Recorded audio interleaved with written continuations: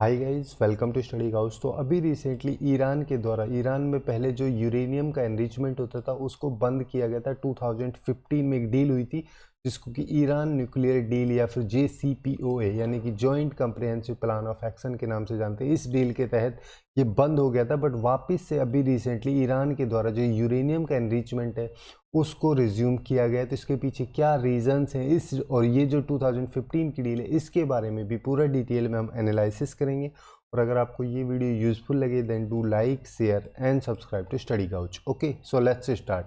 तो अभी रिसेंटली जो ये यूरेनियम का एनरिचमेंट का प्रोसेस स्टार्ट किया गया, इसको 20% एनरिच करने का जो ईरान है उसके द्वारा डिसीजन लिया गया। इसके साथ साथ एक साउथ कोरियन फ्लैग्ड टैंकर जो था, जो बेसिकली स्ट्रेट ऑफ हॉर्मुज में था, तो वहीं पे जो ये फ्लैग टैंकर था इसको ईरान के द्वारा भी सीज किया गया। तो इन सब स्टेप्स को देखते हुए जो USA है उसके द्वारा अभी रिसेंटली ये डिसीजन लिया गया है कि उसका एक न्यूक्लियर पावर्ड एयरक्राफ्ट कैरियर जिसका नाम है निमिज, जो कि गल्फ रीजन में था, तो अभी रिसेंटली उसको वहीं पे रखने का डिसीजन USA के द्वारा लिया गया है। क्योंकि उसको ऐसा लग रहा है जो ईरान है उसकी जो ये रिसेंट स्टेप्स लिए जा रहे हैं यूरेनियम को एनरिच करने का या फिर जो साउथ कोरियन फ्लैग टैंकर है इसको सीज करने का, इससे उसको काफ़ी थ्रेट्स की पॉसिबिलिटी लग रही है। इस वजह से जो न्यूक्लियर पावर्ड एयरक्राफ्ट कैरियर निमिज है USA का, उसको गल्फ रीजन में ही रखने का डिसीजन अभी USA के द्वारा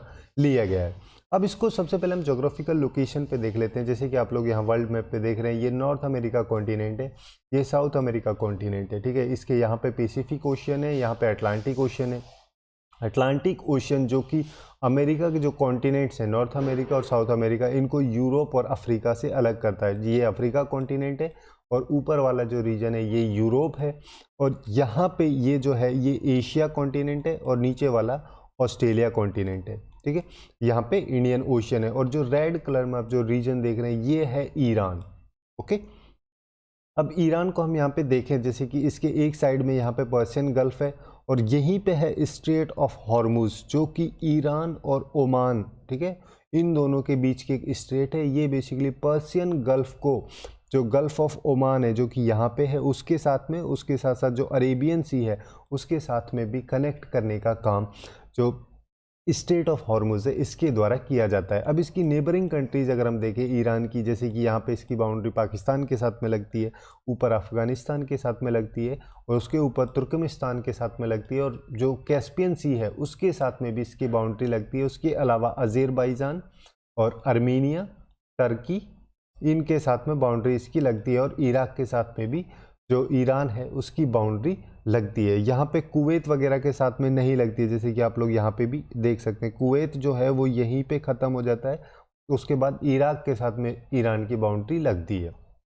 अब यहाँ पे सबसे पहले हम समझ लेते हैं यूरेनियम जो एनरिचमेंट है इसका मतलब होता क्या है। एनरिच्ड यूरेनियम या यूरेनियम का जो एनरिचमेंट है ये बेसिकली यूरेनियम का एक टाइप है जिसमें, जैसे नॉर्मली यूरेनियम में होता क्या है कि वैसे तो यूरेनियम जो है उसमें मेनली दो आइसोटॉप्स पाए जाते हैं। एक पाया जाता है U-238 जो कि अप्रोक्सीमेटली 99% होता है। उसके अलावा दूसरा होता है U-235 जो कि अराउंड 0.7% होता है। इसके अलावा एक और होता है जिसको कि U-234 बोलते हैं, जो 0.0005% के आसपास में होता है। तो इन तीनों की कंपोजिशंस जो होती हैं वो उनसे बेसिकली तीन टाइप के जो आइसोटॉप्स हैं नेचुरल यूरेनियम के होते हैं। अब यहाँ पे होता है क्या कि जैसे अगर मान लो किसी भी यूरेनियम को एनरिच करना है या फिर यूरेनियम का एनरिचमेंट करना है, तो उसमें जो U-235 जो है, यूरेनियम 235 जो है, इसकी जो परसेंटेज होती है कंपोजिशन में उसको बढ़ा दिया जाता है,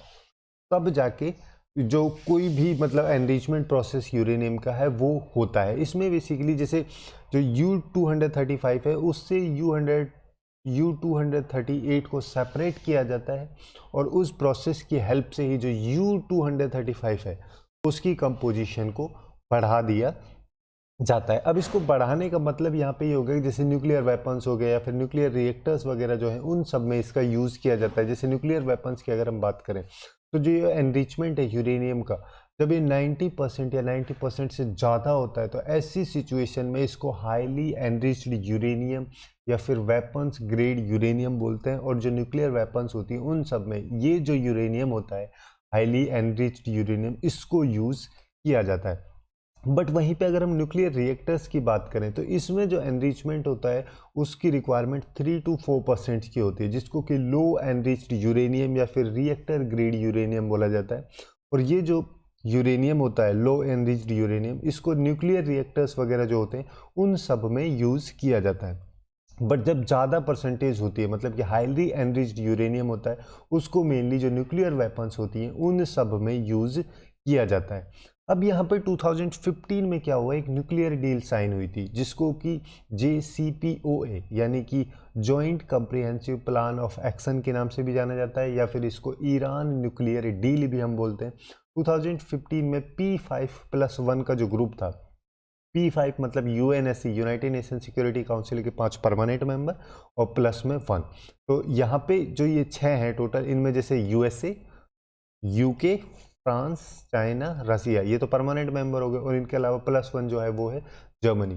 तो इन सब के साथ में मिलके ईरान के द्वारा एक लॉन्ग टर्म डील साइन की गई थी न्यूक्लियर प्रोग्राम को लेके, उसको ही जो ईरान न्यूक्लियर डील है वो बोला जाता है। तो अब इस डील में हुआ क्या कि इस डील में ईरान को बोला गया कि उसकी जो न्यूक्लियर एक्टिविटीज़ हैं उन सब को कर्ब किया जाए, मतलब उन सब को कम किया जाए, और उसके रिटर्न में ईरान को क्या मिलेगा, जो भी ईरान पे USA वगैरह के जो सैंक्शंस लगाए गए थे उसके साथ साथ जैसे जो भी ग्लोबल ट्रेड्स होती थी उनका एक्सेस ईरान को नहीं मिल पाता था, तो उन सब का जो एक्सेस है वो भी मिलेगा। उसके साथ साथ जो सैंक्शंस उस पर लगाए गए थे उन सब को भी लिफ्ट किया जाएगा, बट उसके रिटर्न में ईरान जो है उसको उसकी जो न्यूक्लियर एक्टिविटीज़ हैं उन सब को कर्ब करना होगा, उन सब को कम करना होगा। बट यहाँ पे ईरान को एक अलाउ भी किया गया था एक चीज़ के लिए, कि जैसे कुछ अमाउंट की जो यूरेनियम है उसका यूज़ ईरान कर सकता है रिसर्च पर्पजेज़ के लिए, ठीक है, बस रिसर्च पर्पज़ के लिए ही वो यूज़ कर सकता है। और जैसे यूरेनियम का जो एनरिचमेंट जो होता था उसको ईरान में बैन कर दिया गया था, जो बेसिकली जैसे हमने अभी स्टार्टिंग में देखा था कि जो यूरेनियम का एनरिचमेंट है वो जैसे न्यूक्लियर रिएक्टर्स के फ्यूल वगैरह के लिए या फिर न्यूक्लियर वेपन्स जो होती हैं उन सब के लिए उसको यूज़ किया जाता है, तो उसको ईरान के लिए बैन किया गया था। बट जो छोटी अमाउंट के यूरेनियम है, जैसे जो बेसिकली लो एनरिच्ड यूरेनियम जो है जो कि रिसर्च पर्पज़ के लिए यूज़ किए जाते हैं, उन सब का यूज़ ईरान के द्वारा किया जा सकता है। ये यहाँ पे मेन डील हुई थी। और इसके साथ साथ यहाँ पे ये भी बोला गया था कि जो हैवी वाटर रिएक्टर्स थे ईरान के उनको भी रीडिज़ाइन करने को इस 2015 की डील में बोला गया था, जो कि 2015 के टाइम पे ईरान में बिल्ड किए जा रहे थे। वहाँ पे होता क्या है कि जो भी ये रिएक्टर्स हैं हैवी वाटर रिएक्टर्स जो हैं, इनमें जो फ्यूल यूज़ होता है उसमें बेसिकली प्लूटोनियम कंसिस्ट होती है, ठीक है, उसमें प्लूटोनियम होती है।